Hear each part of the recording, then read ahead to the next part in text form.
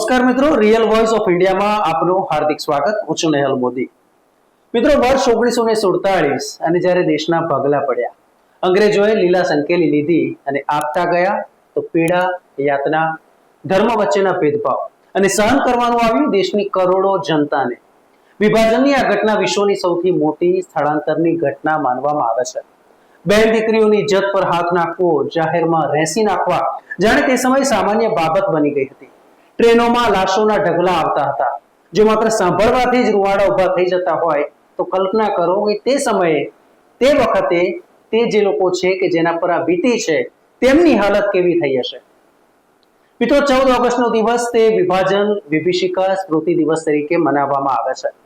ભારતના ભાગલા પડ્યા અને બે નવા દેશો અસ્તિત્વમાં આવ્યા ત્યારે ભારતીયોએ કરેલા સંઘર્ષ અને બલિદાનને યાદ કરવાના રૂપે આ વિભાજન વિભીષિકા સ્મૃતિ દિવસ ઉજવવામાં આવે છે. કેવા હતા કઠિન દિવસો, કેવી હતી તે પીડા, નાગરિકોની સ્થિતિ કેવી હતી, આવો જોઈએ આ રિપોર્ટમાં.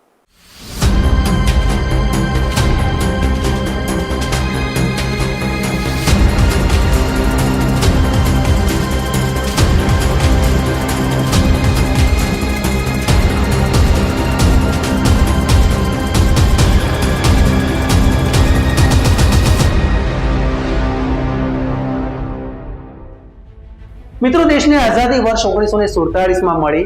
અંગ્રેજોથી આપણે સ્વતંત્ર થયા, પરંતુ ભારતમાંના ટુકડા થઈ ગયા. વિશેષ બાબત એ છે કે જે અખંડ ભારત કહેવાતું હતું તેની બદલે ભારત અને પાકિસ્તાન બે ભાગ થઈ ગયા. ઢાકા અને લાહોર, કરાચી જેવા શહેરો પાકિસ્તાનમાં જતા રહ્યા. પંજાબી અને બંગાળી સંસ્કૃતિનું વિભાજન થઈ ગયું. વિસ્થાપિતોએ તે સમયે કેટલા ભારે હૈયે તેમની જમીન, મિલકત, ઢોર-ઢાંખર છોડીને તેઓ ગયા હશે તેને લઈને ચિંતા ઉપજાવે છે. કેટલાક રાજી ખુશીથી ગયા હશે તો કેટલાકને જબરજસ્તી સ્થળાંતરિત કરવામાં આવ્યા હશે. મોહમ્મદ અલી જીણા ઈચ્છતા હતા કે બધા જ મુસલમાન પાકિસ્તાનમાં આવે, પરંતુ તે શક્ય ન થયું. બધા જ મુસલમાન પાકિસ્તાન નહોતા ગયા. ભારત સેક્યુલર દેશ બન્યો ત્યારે પાકિસ્તાન ઇસ્લામિક રાષ્ટ્ર બન્યો. હિન્દુ મુસ્લિમમાં નફરતનો ભાવ ચરમસીમાએ હતો. નફરત અને ડરના ભાવથી ના છૂટકે કરોડો લોકોનું સ્થળાંતર થયું હતું અને તે ઘટના ખૂબ જ કંપાવી દેનાર હતી, પીડાદાયક હતી. રોજે રોજ હજારો લોકોની કતલ થતી. ઘર, જમીન બધું જ પચાવી લેવામાં આવતું. જુવાન દીકરીઓ પર ઘરના સભ્યોની સામે બળાત્કાર થવા લાગ્યા અને તે પણ હજારોની સંખ્યામાં. પોલીસ, આર્મી કે મિલિટરી જેવું કશું જ નહોતું. હિન્દુ અને મુસ્લિમ ભાઈચારો માત્ર કાગળ પર રહી ગયો હતો. આજની નવી પેઢી માટે આ એક ઇતિહાસની ઘટના તો છે, પરંતુ આજનો વર્તમાન કાલ સમજવા માટે પણ ભૂતકાળમાં ડોકિયું કરવું જરૂરી થઈ પડ્યું છે. તે સમયની પીડાને ભૂલવી શક્ય નહોતી અને ત્યારે વડાપ્રધાન મોદી દ્વારા વર્ષ 2021થી વિભાજન વિભીષિકા સ્મૃતિ દિવસની ઘોષણા કરવામાં આવી હતી. દેશના વિભાજનની પીડા ક્યારેય ભૂલાવી નથી શકતા.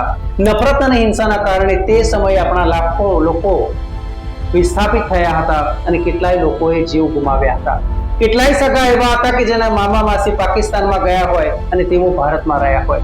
લાખો લોકોએ અરાજકતાના આ માહોલ વચ્ચે જીવ ગુમાવ્યા હતા.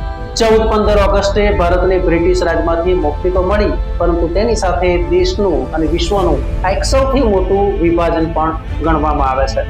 દેશના બે ટુકડા થઈ ગયા. પૂર્વ પશ્ચિમ બંને તરફ અમુક વિસ્તારને પાકિસ્તાનને અલગ ઇસ્લામિક રાષ્ટ્ર તરીકે માન્યતા આપવામાં આવી. સૌથી વધુ અસર પંજાબ અને બંગાળમાં જોવા મળી. પંજાબના 2 ભાગ થયા, બંગાળના 2 ભાગ થયા. લગભગ તે સમયે આ પ્રકરણમાં 1.5 કરોડ લોકોએ પોતાનો દેશ છોડીને ભાગવું પડ્યું હતું. બાળકો, વૃદ્ધો, મહિલાઓ તમામ હિંસાની આગમાં હોમાતા ગયા.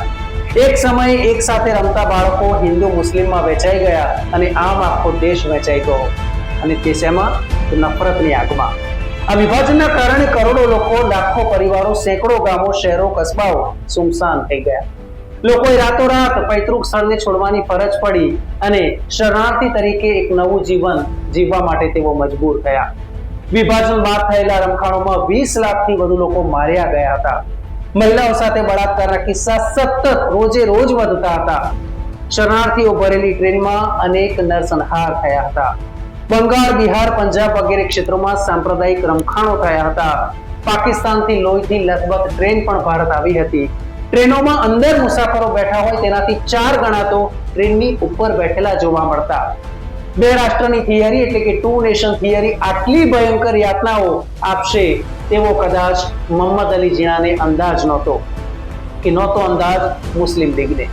ખેડૂતો પોતાના બળદગાડામાં આવે એટલું બધું જ લઈને નીકળી પડતા એવા લાખો લોકો છે કે જે ભારત પહોંચતા જ દમ તોડી દેતા.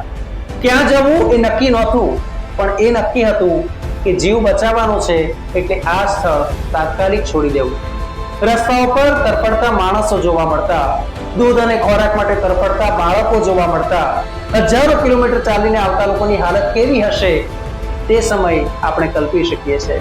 આજે ગુજરાત, રાજસ્થાન, દિલ્હી, કોલકાતા જેવા શહેરોમાં લાખોની સંખ્યામાં તે સમયના કરાચી કે સિંધ પ્રાંતમાંથી આવેલા જે સિંધી હિન્દુ ભાઈઓ છે તેને આપણે જોઈએ છે. સરકાર તરફથી તેમને વિશેષ રહેવા માટેની સગવડ કરી આપવામાં આવી હતી, એટલા માટે કારણ કે તેઓ વિસ્થાપિતો હતા. ત્યાંથી રાતોરાત પાકિસ્તાન છોડવા તેમને મજબૂર કરવામાં આવ્યા હતા. તેમની તમામ મિલકતો મૂકીને તેઓ હવે ભારતીય નાગરિક બન્યા છે. દેશે વિભાજનનો આ આઘાત એટલો કઠિન હતો કે લાખો ભારતીયો પર પીડાના આ નિશાન છોડી દીધા છે. સ્વતંત્રતાનો આનંદ તો છે, પણ સાથે સાથે વિભાજનની પીડા અને હિંસા પણ દેશ માટે એક ખરાબ સ્મૃતિ બનીને રહી ગઈ છે. આમ તો દેશ ભૂતકાળને પાછળ છોડીને બહુ તેજ ગતિથી આગળ વધી રહ્યો છે અને આવનારા અમુક વર્ષોમાં વિશ્વના નકશા પર મોખરાનું સ્થાન ભારતનું હશે તેમાં કોઈ બેમત નથી. પરંતુ વિભાજનની આ પીડા ક્યારેય નહીં ભૂલી શકીએ.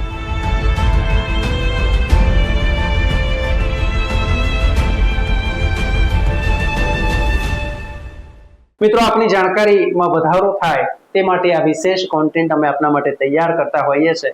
તો અમને આશા છે કે આપ અમારા કોન્ટેન્ટને વધાવી લેશો. જો આપને આ પ્રકારના વિડીયો પસંદ હોય તો ચોક્કસથી આપ તેને લાઈક કરશો, શેર કરશો, આપના મિત્રો અને આપ પણ તેને સબસ્ક્રાઇબ કરશો. ધન્યવાદ.